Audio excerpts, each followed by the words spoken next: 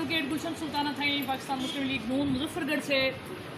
नाजरीन, जैसा कि आपको पता है कि हमारे मुजफ्फरगढ़ में सैलाब हाई अलर्ट पे पहुंच गया है और उसका 10 लाख का रेला जो है ना वो जो है वो मतलब पहुंच जाएगा 2 दिनों के अंदर। तो हमारी NGOs की मीटिंग थी कि हम लोगों को हाई अलर्ट करें। RDC साहब का ऑफिस है जहाँ पे हम डिफरेंट NGOs भी इकट्ठी थी और मेरी नज़र सन वेलफेयर ऑर्गेनाइजेशन का मैंने यहाँ पर नुमाइंदगी की। तो तमाम ख़ास तौर पे मेरा इलाका रंगपुर है, रंगपुर के ये इलाका और चनाब और ये सारे लोगों को हाई अलर्ट किया जाता है। मेरी तरफ से ये मैसेज दिया जाता है कि आप लोग वहाँ से अपने घरों को छोड़ दें, किसी भी वक्त बहुत बड़ा रेला है।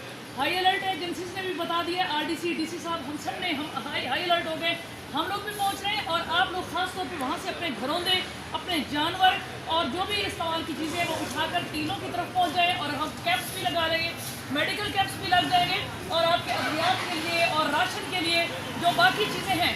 और ख़ास तौर पे आप जो वो डैम है ना, जो वो बंद बने हुए हैं, बंद के नज़दीक ना बैठे, इसलिए कि RDC साहब ने हमें बताया है कि बम के उस जो बंद होता है उसके अंदर चूहा भी अगर मतलब वो सुराख करता है तो पानी के ज़रिए से वो जो बंद है वो किसी भी वक्त टूट सकता है।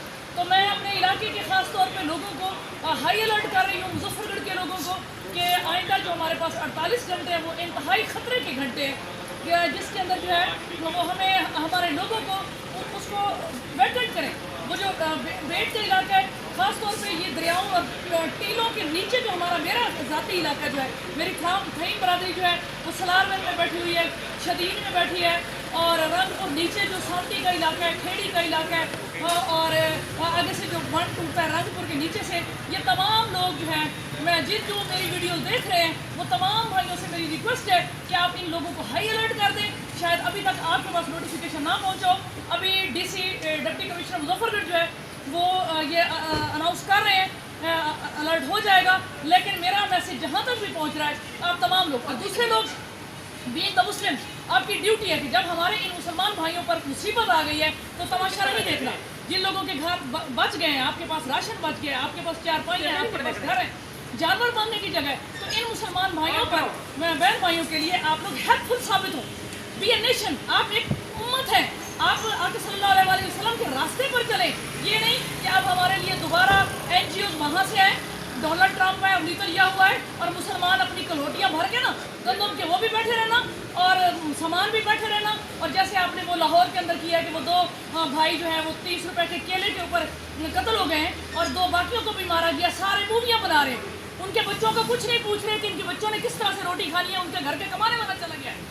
मुस्लिम उम्मत को ये आदत है, सवात में बनीर में इतना बड़ा कहत आया है और आपने फतवा लगा दिया है कि ये लोग गुनहगार थे, जानी थे, शराबी थे। खुदा के कहर से डरें मुसलमान कि जब मुसलमानों पे मुसीबत आती है। अब खास तौर पे इस्लामी लोगों ने फतवा लगाना है सैलाब वालों के क्या गुनाह थे, किसी के कोई गुनाह नहीं थे। अल्लाह पाक कुरान मजीद में फरमाते हैं वाला नाम वन्ना तुम बिशैअ मिनल जुए व नक्स मिनल अम्वाल व समरात। तो अल्लाह ताला ये अपनी मुसीबतें इंसानों पर डालते हैं और हम जैसे लोगों की ये आजमाइश होती है। Being the candidate of MNA मेरा ये फ़र्ज़ बनता था कि मैं उठी हूँ, जैसे मैंने सुना है मुझे कॉल गई है, मेरे इलेक्शन भी सर पे हैं, लेकिन मैंने उठ के अपने इलाके की खिदमत करनी है। NGO के थ्रू करूँ, ज़ाती तौर पर करूँ, एवरीबॉडी और तमाम सियासतदान ख़ास तौर पर NA 175 के सियासतदान खुदा के लिए ये वोट लेने के लिए लोगों के आ जाते हो। इन लोगों के टैक्सेस से तुमने तनख्वाहें 8-10 लाख ले लिए, उठ पड़ो। अब तुम लोग सोए पड़े होगे SCO के ऊपर और तुम लोग रेस्ट करते होगे। जब सियासत इलेक्शन आएगा तुम्हारे पास वो बैनरों के पैसे भी आ जाएंगे और तुम्हारे पास गाड़ियाँ बदले भी आ जाएंगे, नारे लगाने के पैसे भी आ जाएंगे।